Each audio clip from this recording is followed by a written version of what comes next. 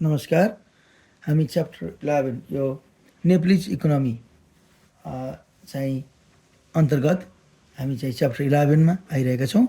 हाम्रो शीर्षक छ डेभलपमेन्ट प्लानिङ, विकास योजना। अब यसमा हामी भेरी सर्ट क्वेसनमा जान्छौँ। What is development planning? विकास योजना के हो? The planning made by the government to implement policy and program to achieve national economic objectives like poverty reduction, economic growth, etc. is development planning.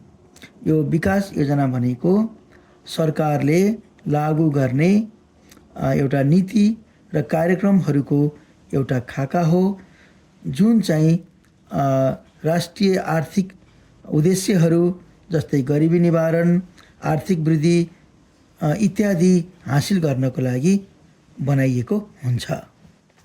Number 2, when was the first plan in Nepal? नेपालको पहिलो योजना कहिले गरियो? The first 5 years plan in Nepal was in 1956 AD to 1961 AD. नेपालमा पहिलो पञ्चवर्षीय योजना 1956 इस्वीसम्म 1956 बाट 1961 सम्म गरियो अथवा 2013 साल विक्रम 2013 सालमा चाहिँ यो लागू गरिएको थियो।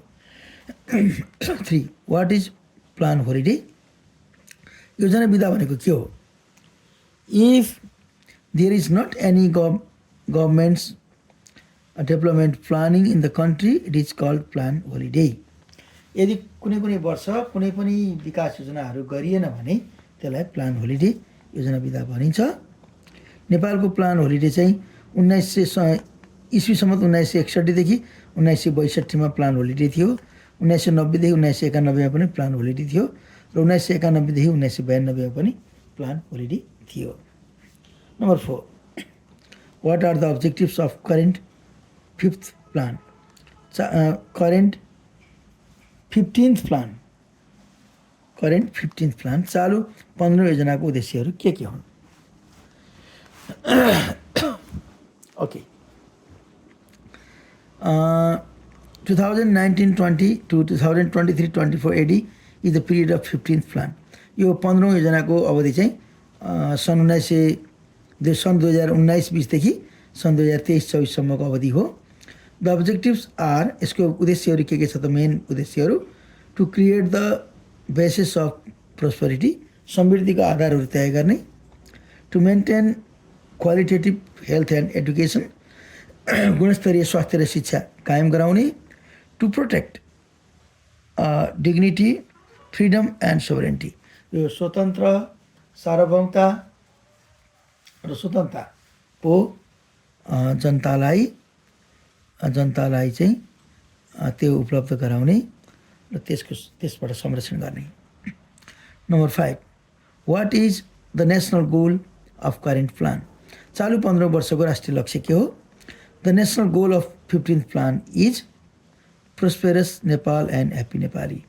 यो चालु 15औं योजनाको राष्ट्रिय लक्ष्य चाहिँ समृद्ध नेपाल, सुखी नेपाली हो। अब यहाँ तपाईँले बुझ्नुपर्ने कुरा छ, उद्देश्यहरू भन्यो भने यो माथिको लेख्नु पर्यो, लक्ष्य भन्यो भने चाहिँ समृद्ध नेपाल, सुखी नेपाली लेख्नु पर्यो। Number 6, what are the priorities of 15th plan? यो चालु योजनाको चाहिँ 15 योजनाको प्राथमिकता क्षेत्रहरू के हुन् त?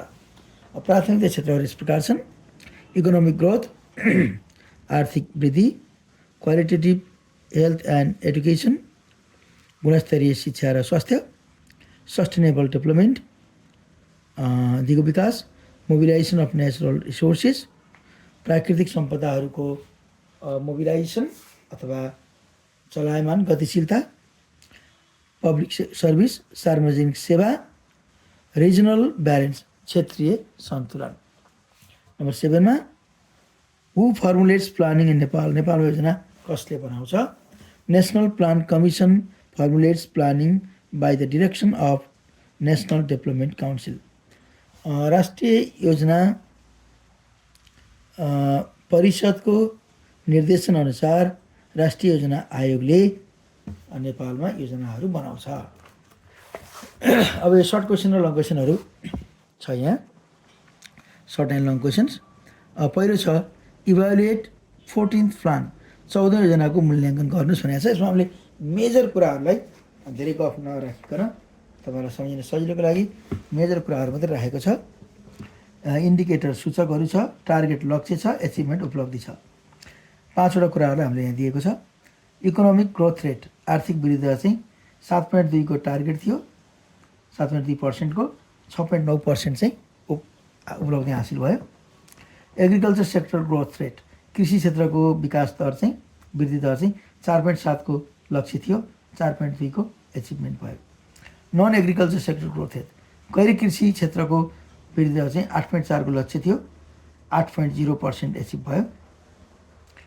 Population living below poverty line, यो population living below poverty line चाहिँ घटाएर 17 पुर्याउने लक्ष्य थियो, तर 17सम्म पुग्न सकेन, 18.7%मा मात्रै पुग्यो।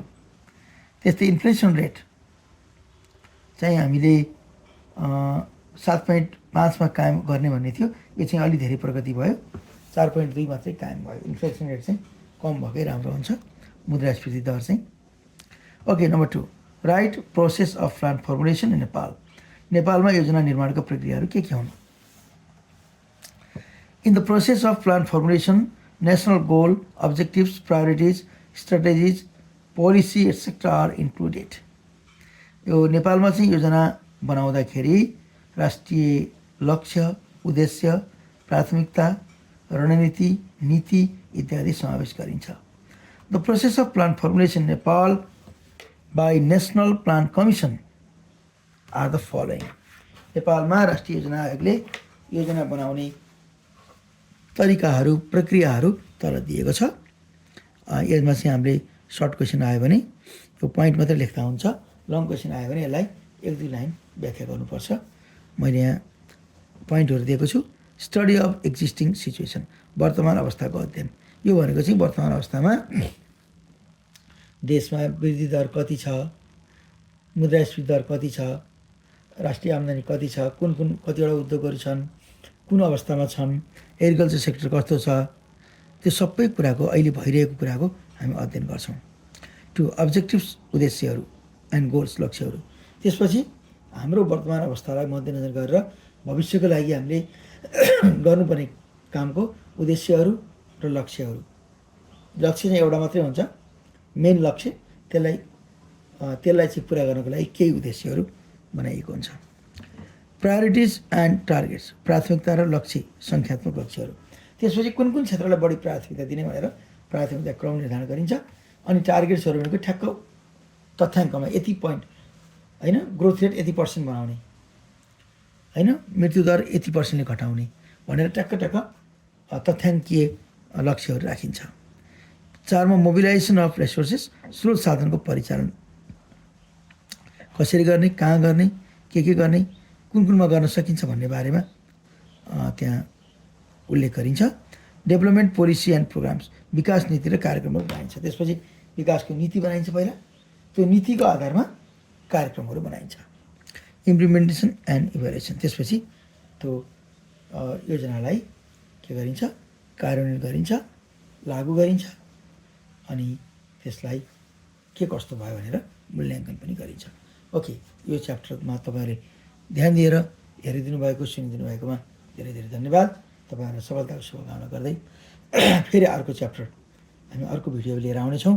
शरद सर पाठशाला सब्सक्राइब गर्नुहोला, हेरेर कक्षा 12को विद्यार्थीहरूले इकोनोमिक्सको विषयमा लाभ लिनुहोला। धन्यवाद।